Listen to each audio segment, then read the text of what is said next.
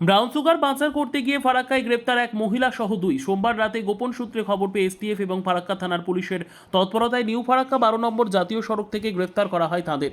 Police জানিয়েছে ধৃতদের নাম মোহাম্মদ জিয়াউর রহমান এবং সাজেদা বিবি মণ্ডল। জিয়াউরের বাড়ি মালদার কালিয়াচকে হলেও সাজেদার বাড়ি নদিয়ার চাকদা। ধৃতদের কাছ থেকে মোট 760 গ্রাম ব্রাউন সুগার বাজেয়াপ্ত করেছে পুলিশ।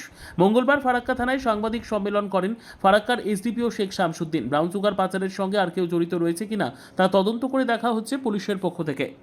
একটা ইনপুট পাই, তারপরে আমাদের জঙ্গিপুর পুলিশ জেলার ক্রাইম সেল এবং ফারাক্কা পিএস সেটাকে ডেভেলপ করে সেই ইনফরমেশনটা এবং এক্সিকিউট করে।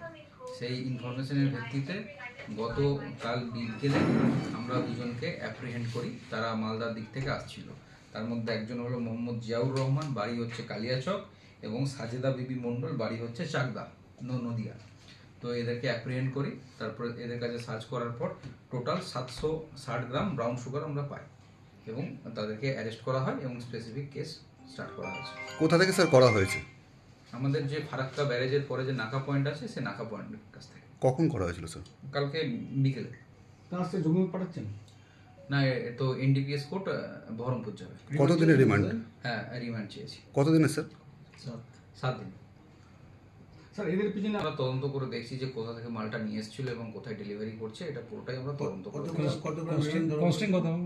760 গ্রাম, মোটামুটি 7 লাখ টাকা। ঠিক আছে।